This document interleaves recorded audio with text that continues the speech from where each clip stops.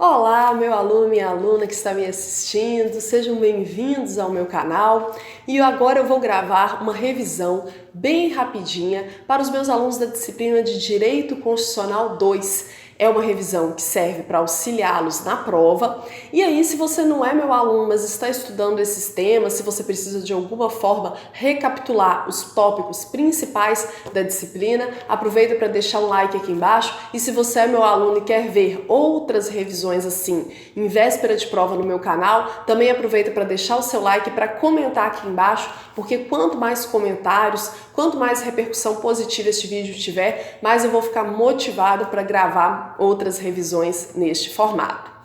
Pessoal, primeiro eu vou explicar para vocês o objetivo dessa revisão. Olha só, é uma revisão bem rápida que eu vou pontuar só os tópicos principais mesmo. Aqui não é o nosso objetivo fazer uma reflexão crítica, né, estimular um debate a respeito de nenhuma conjuntura, é só para falar mesmo os pontos principais do poder legislativo, executivo e judiciário e também para apresentar de forma rápida quais são as funções essenciais da justiça. Não dispensa a leitura detalhada do texto constitucional e o estudo complementar aí de um manual ou mesmo de uma doutrina de alguns autores que vão tratar sobre este tema.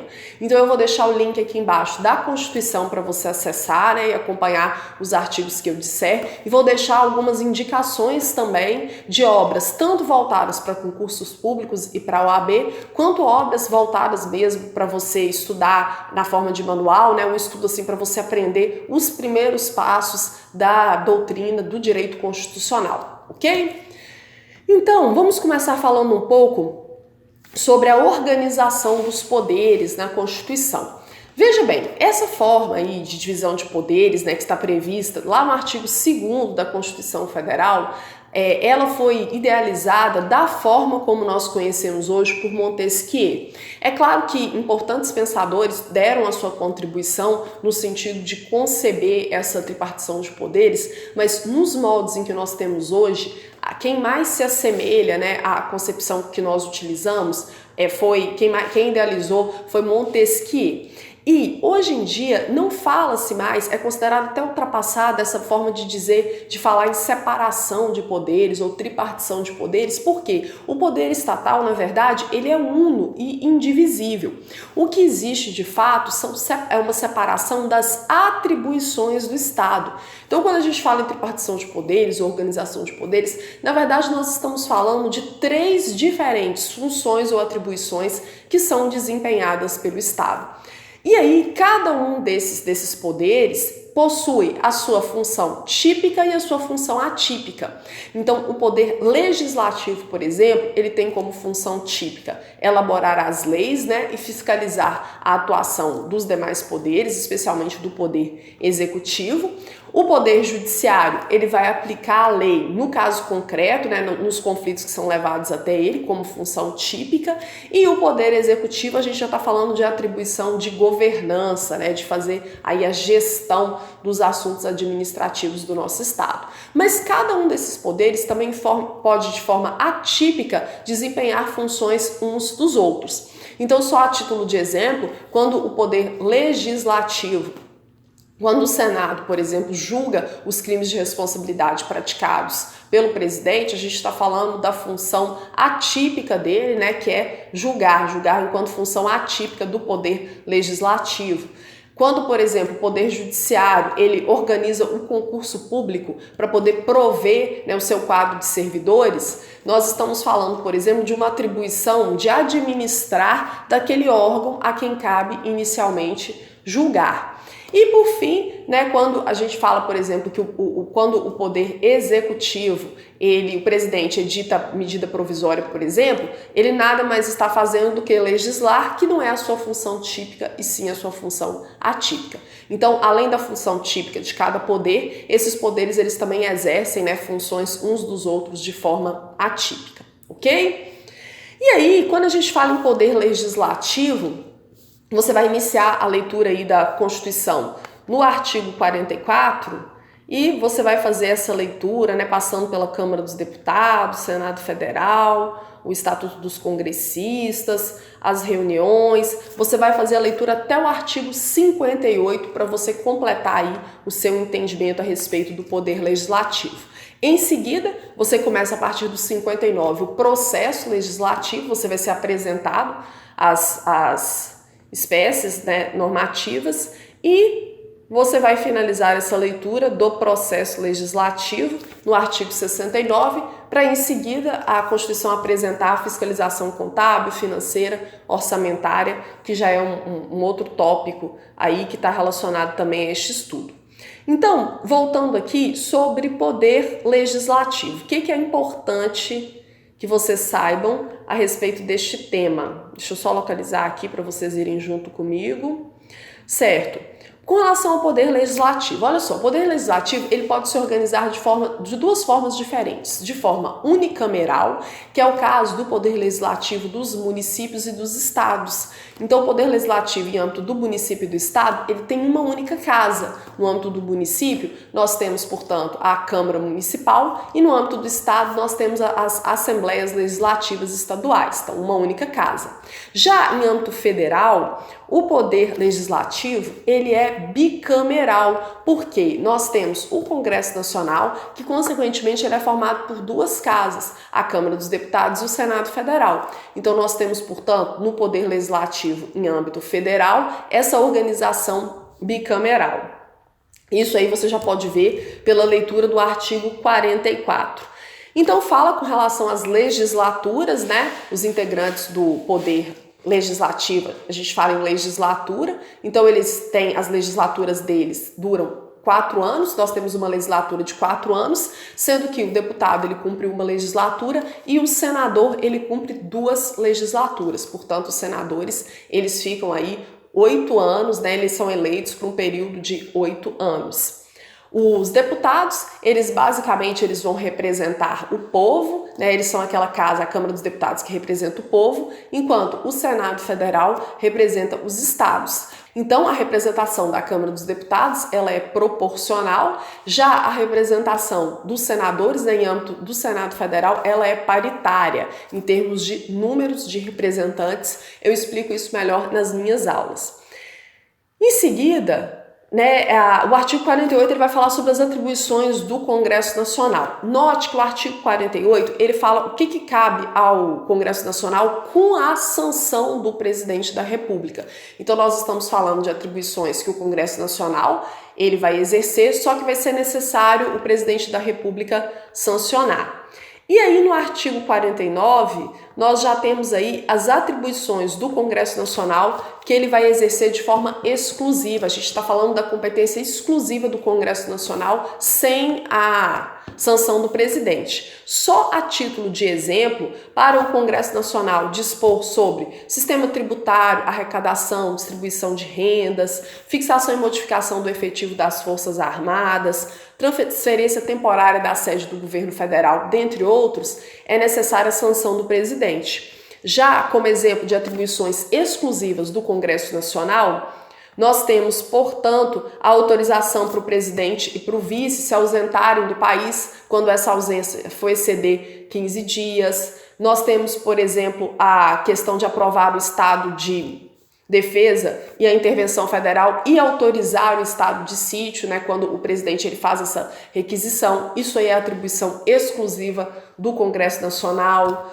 Aprovar iniciativas do Poder Executivo em relação a atividades nucleares, dentre outras atribuições. Então leia, por favor, o artigo 48 e 49 de forma bem atenta. Em seguida, a Constituição, no artigo 51, ela fala sobre a competência privativa da Câmara dos Deputados. Note que a competência da Câmara dos Deputados ela é bem pequenininha, nós temos só 5 incisos, enquanto a competência do Senado Federal ela é bem maior. Com relação à competência privativa da Câmara dos Deputados, é importante que você saiba que a Câmara dos Deputados é que faz o chamado juízo de admissibilidade quando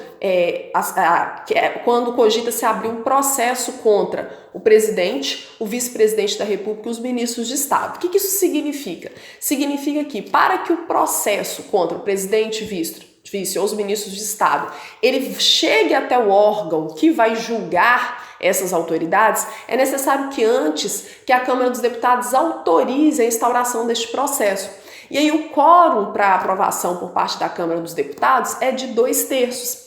Então, está no artigo 51, inciso 1º, autorizar por 2/3 de seus membros a autorização de processo contra o presidente, o vice-presidente da República e os ministros de Estado. E aí você vai lembrar que, especificamente, vamos pegar o exemplo do presidente da República. Se for um processo por crime comum, a Câmara dos Deputados faz o juízo de admissibilidade, mas o presidente vai ser julgado pelo STF. Enquanto, se nós estivermos falando de um crime de responsabilidade, a Câmara dos Deputados ela faz o juízo de admissibilidade, mas quem julga é o Senado Federal, ok? Então, dentre outras atribuições privativas da Câmara dos Deputados está, por exemplo, elaborar o seu regimento interno, né? Lembrando que a gente tem um regimento comum para as duas casas, mas tem um regimento interno só da Câmara dos Deputados e só do Senado Federal. Inclusive, para quem está estudando para concurso, dependendo do concurso, é de fundamental importância a leitura deste regimento interno, né, de cada casa. O artigo 52, ele já trata da competência do Senado Federal, então o inciso 1º já fala, né, que ele que vai processar e julgar o presidente e o vice nos crimes de responsabilidade, bem como os comandantes, né, das Forças Armadas, Marinha, Exército e Aeronáutica e os ministros de Estado. Então, o crime de responsabilidade, quem julga aí essas autoridades tão importantes da República é o Senado Federal. E aí tem algumas outras atribuições, por exemplo, os magistrados que são indicados para os tribunais superiores pelo presidente, quem vai fazer a aprovação é o Senado Federal. Então, por exemplo, quando o presidente indica um ministro do STF, ele vai passar por uma espécie de sabatina para aprovação dessa escolha pelo Senado Federal. Dentre outras atribuições importantes aí, são 15 incisos, leia todos eles, por favor, do artigo 52. Em seguida, a Constituição traz, né, o que nós chamamos de Estatuto dos Congressistas. Ela vai apresentar aí atribuições que são dos deputados e dos senadores. Então, eles, por exemplo, os nossos parlamentares, eles têm as imunidades, né? Existe a imunidade material e a imunidade formal. Então, eles não podem, eles são invioláveis por suas opiniões, palavras e votos no exercício de sua função ou em razão delas. Então, eles não podem, por exemplo, ser processados, né, sofrerem condenações, por exemplo, por calúnia, injúria e difamação, por manifestações exaltadas, desde que seja no exercício da atribuição ou em função dela. Então, a gente está falando da imunidade material. É claro que não é absoluta, né? Assim, existem situações que podem ser enquadradas como quebra do decoro parlamentar, e aí isso vai estar previsto no regimento de cada casa, mas, via de regra, né, eles podem aí, eventualmente, assumirem manifestações no sentido de que, em outro contexto, seriam consideradas injuriosas, agressivas, mas por estarem ali no plenário, defendendo os interesses daquele grupo que os elegeu, eles podem, então, proferir determinadas manifestações. Da mesma forma, existem as imunidades formais, né, que significa dizer que existem restrições com relação à prisão deles, com relação a eles serem processados. Também está previsto aí no artigo 53, e o artigo 54 ele traz algumas vedações também dos deputados e senadores. Com relação à imunidade, né, é importante a gente dizer que o vereador, a imunidade material do vereador é só no exercício da circunscrição em que ele atua, ou seja, a imunidade do vereador é só do município, enquanto a dos demais parlamentares aí, em relação às opiniões, palavras e votos, essa imunidade acompanha ele aonde quer que eles estejam. E a imunidade formal, né, com relação a restrições relacionadas à prisão, relacionada ao processo, é só para os demais parlamentares, essa aí os vereadores não possuem. Então, com relação aos aspectos gerais, né, isso está previsto aí no artigo 53, você vai ver que muitas dessas imunidades são devidas desde o momento da diplomação, né, e não aí a partir da posse, como é muito comum cair nessas questões de concursos que vocês fazem por aí. Com relação à prisão, né, desde a expedição do diploma, eles só vão poder ser presos em caso de flagrante de crime inafiançável. Então é por isso aí que muitas vezes a gente vê esses parlamentares cometendo condutas que para o cidadão que não ocupa essa atribuição, inevitavelmente resultaria em prisão, mas eles possuem essas restrições, né? Então o artigo 53, o parágrafo 2º, fala que desde a expedição do diploma, os membros do Congresso Nacional não poderão ser presos, salvo em flagrante de crime inafiançável. Neste caso, né, o processo é remetido dentro de 24 horas à casa, e aí a casa que ele integra, né, Câmara dos Deputados ou Senado Federal. E aí a casa pode, né, por maioria de seus membros, até a decisão final, sustar o andamento da ação. Então existem restrições aí. Aí as vedações estão no artigo 54, né? Claro, por exemplo, que aquele cidadão, deputado ou senador, ele não vai poder exercer livremente atribuições profissionais da mesma forma que uma pessoa que não ocupa essa função. Então fala um pouco a respeito disso. O artigo 57, ele já fala sobre as reuniões em âmbito do Poder Legislativo. Então, o Congresso Nacional, ele vai se reunir. Aí no artigo 57 fala a data, né? Na capital federal, de 2 de fevereiro a 17 de julho e depois de 1º de agosto a 22 de dezembro. Neste período aí ocorrem as chamadas reuniões ordinárias. Se o Congresso Nacional for convocado durante o recesso, ou seja, fora deste período de 2 de fevereiro a 17 de julho e de 1º de agosto a 22 de dezembro, a gente já vai estar falando em reuniões extraordinárias. Para a melhor organização do trabalho do Poder Legislativo, os membros eles são divididos em comissões temáticas que vão aí estudar, emitir parecer e votar projetos de leis específicos relacionados ao tema de sua competência. Então tem, por exemplo, comissão que estuda projetos de lei relacionados à educação, relacionados ao meio ambiente. Nós temos as CCJs, né, que são as comissões de Constituição e Justiça, que fazem o controle preliminar de constitucionalidade dos projetos de lei que são submetidos. E existe o plenário, né? O plenário é quando todos os parlamentares eles se reúnem juntos, né, para poder votar algum projeto de lei. O artigo 59, ele apresenta para nós, como eu falei, as espécies normativas. Então, o que precisa de processo legislativo? O processo legislativo, ele compreende a elaboração de emendas à Constituição, leis complementares, leis ordinárias, leis delegadas, medidas provisórias, decretos legislativos e resoluções. É claro que nós temos outras espécies normativas para além disso aqui, mas nós estamos falando das que estão previstas na Constituição e demandam o processo legislativo para sua elaboração. Eu não vou falar mais sobre isso porque acabaria tomando muito nosso tempo, aqui é uma proposta revisional, mas eu te sugiro que você leia aí tudo relacionado ao processo legislativo previsto na Constituição. E existe ainda a fiscalização contábil, financeira e orçamentária. Olha só, o controle interno, né, a fiscalização interna do Poder Legislativo, ela é feita, a fiscalização interna, de todos os poderes, ela é feita pelos próprios poderes. Mas existe um órgão aí responsável por fazer o controle externo, né, a fiscalização externa desses poderes, que é o chamado Tribunal de Contas. Então, o artigo 71 da Constituição, ele fala que o controle externo, né, a cargo do Congresso Nacional, ele vai ser exercido com o auxílio do Tribunal de Contas. Então, o Tribunal de Contas é um tribunal de natureza administrativa, né, os julgamentos, entre aspas, que ele profere são administrativos. E, como eu falei, cabe ao Congresso Nacional, ao Poder Legislativo, a atribuição de fiscalizar os demais poderes, principalmente o Executivo.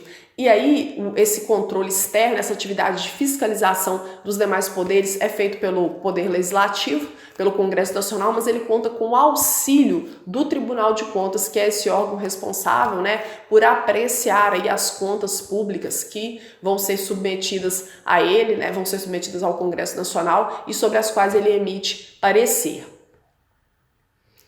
Então eu acredito que isso é o de mais importante, né? Gente, é uma revisão muito geral. É só para que vocês acompanhem mesmo os artigos da Constituição. Os meus alunos sabem que eles sempre podem tirar dúvidas comigo.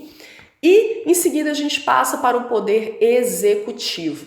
É importante nós falarmos que pelo sistema adotado, né, no direito brasileiro, pelo sistema adotado no Brasil, a gente tem o chefe do Poder Executivo, que é o presidente da República, e ele exerce duas diferentes atribuições. Ele é ao mesmo tempo chefe de governo e chefe de Estado. Nós somos uma república presidencialista, então o presidente da República, como chefe de governo, ele vai ditar a política interna, né? Ele dita as regras da economia, dita as regras da política, né? As diretrizes gerais relacionadas à gestão interna aqui do nosso Estado. Mas esse mesmo presidente, ele também é chefe de Estado, o que significa dizer que é ele que vai representar o Brasil em suas relações internacionais. Então, aqui no Brasil, o presidente é ao mesmo tempo chefe de governo e chefe de Estado. Então, o poder executivo ele é exercido pelo presidente, auxiliado pelos ministros de Estado, né?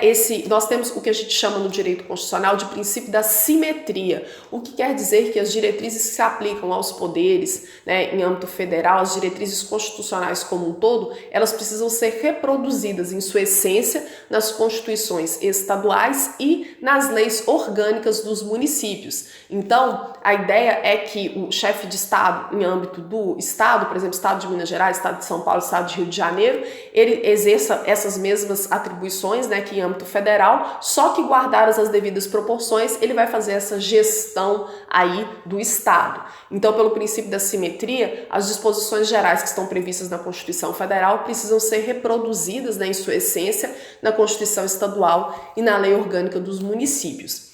Então, as atribuições, né, do presidente da República, elas estão previstas aí no artigo 84 da Constituição. Eu peço para que vocês leiam com atenção.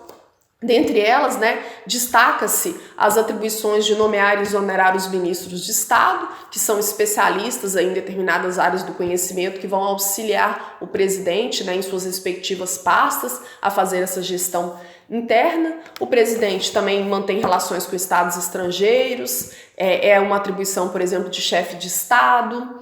Ele decreta o estado de defesa e o estado de sítio.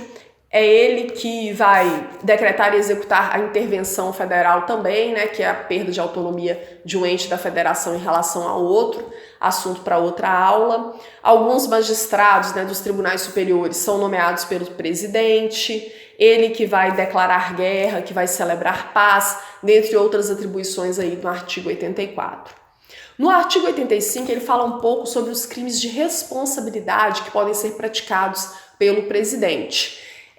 Quando o presidente pratica crime de responsabilidade, após o juízo de admissibilidade feito pela Câmara dos Deputados, ele vai ser julgado pelo Senado Federal, como eu já falei. Então, o artigo 85 traz exemplos aí, né, de algumas condutas de crime de responsabilidade praticados pelo presidente. Então, atentar contra a existência da União, o livre exercício dos poderes, o exercício dos direitos políticos individuais e sociais, atentar contra a segurança interna do país, a probidade na administração, a lei orçamentária, cumprimento de leis e decisões judiciais, são todas condutas que a Constituição prevê, né, como crimes de responsabilidade por parte do presidente da República. Lembrando que existe uma lei específica que trata sobre isso. Vou localizar ela aqui, para já ficar a informação para vocês, né? Existe uma lei super antiga, lei 1079 de 50, que fala que define os crimes de responsabilidade, regula o procedimento, o respectivo processo de julgamento. É uma lei que ela não está revogada, mas ela é uma lei, enfim, super antiga. Tem algumas disposições aí sobre este tema. Vou colocar no link também, se depois vocês quiserem acessar. Em seguida, a Constituição fala um pouco sobre as atribuições dos ministros de Estado, que nada mais, essas atribuições nada mais são do que auxiliar o presidente, né, em suas atribuições, e o vice-presidente também auxilia o presidente naquelas missões por ele convocado.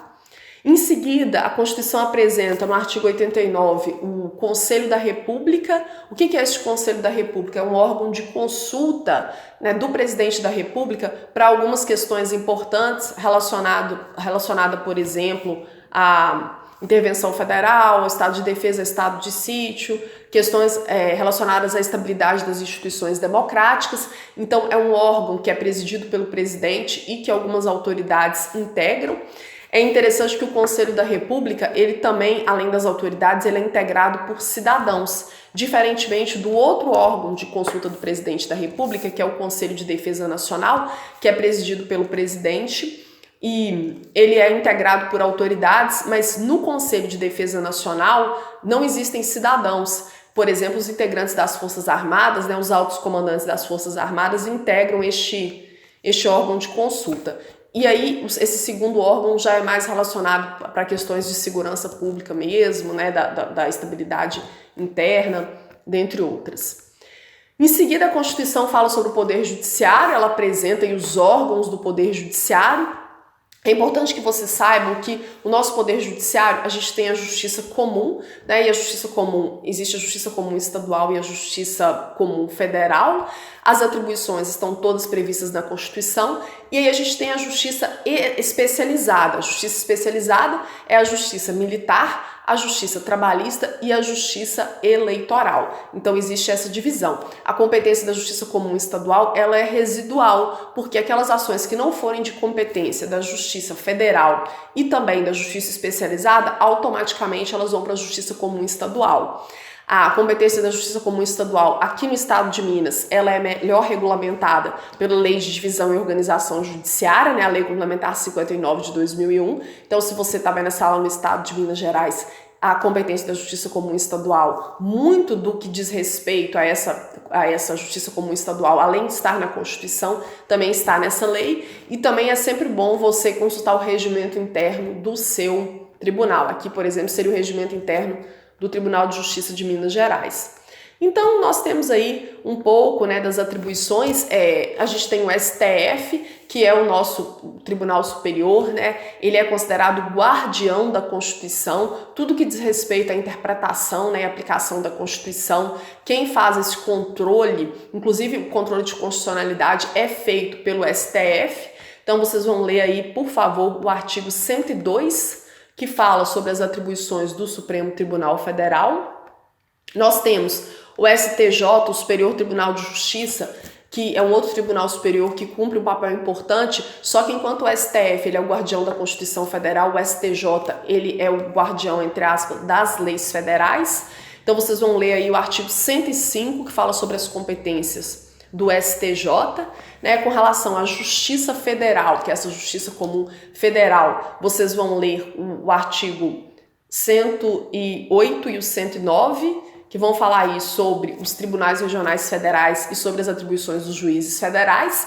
Eu gosto muito de dar a dica para os meus alunos que tudo aquilo que diz respeito à União, né, é de competência da Justiça Federal. Se a União de alguma forma está envolvida, já tem uma dica aí, né, que é de competência da Justiça Federal. Mas tem algumas outras questões, por exemplo, disputas relacionadas a direitos indígenas, não é? Crimes praticados a bordo de avião, né, ou de embarcação, desde que não seja competência da Justiça Militar.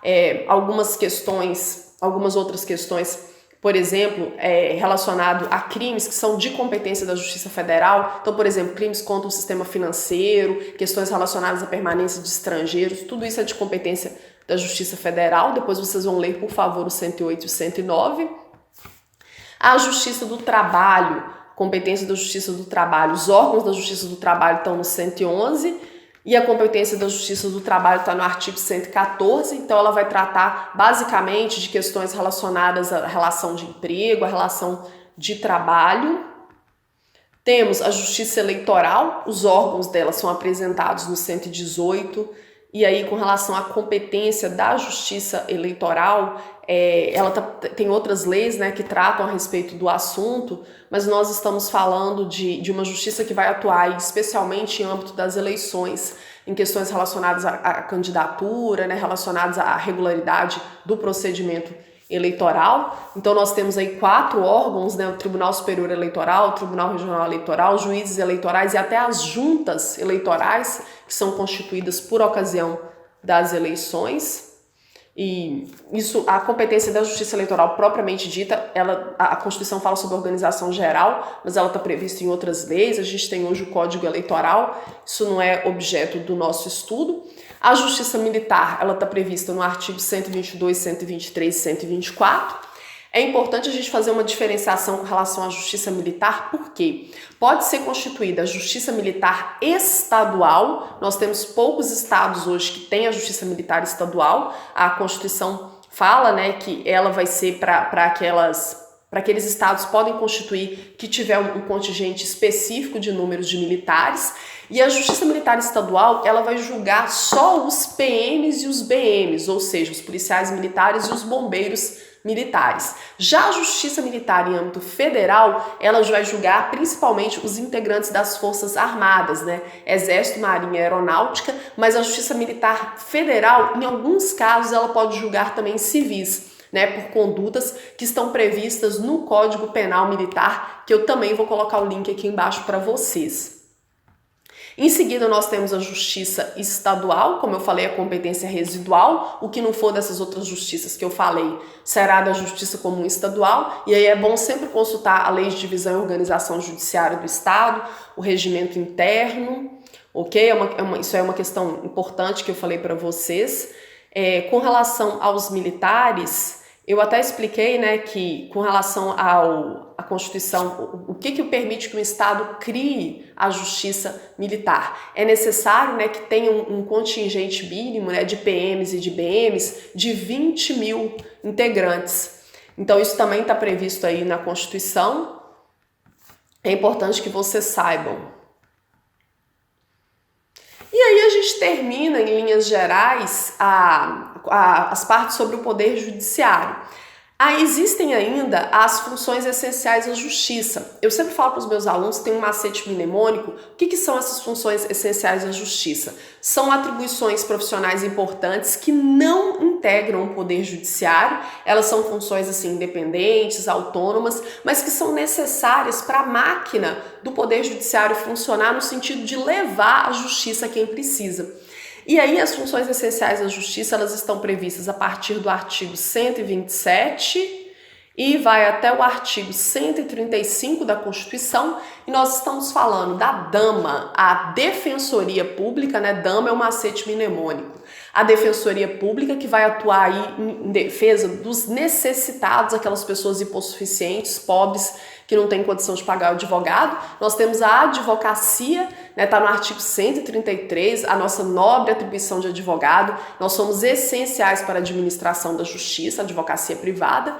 Estamos falando do Ministério Público, o Ministério Público que vai atuar aí na defesa, né, de grupos tão importantes, a exemplo de criança e adolescente, a exemplo dos consumidores, a exemplo do meio ambiente, dos idosos. Então o Ministério Público ele atua aí, né, em defesa de direitos individuais e coletivos de uma série de grupos, além de ser uma instituição permanente, autônoma, super importante para a defesa do Estado democrático de direito. E nós temos a advocacia pública, que é o órgão que vai representar a União em juízo, né? Toda vez, além de prestar consultoria também para as questões, né, envolvendo o direito da União, dos entes públicos da União.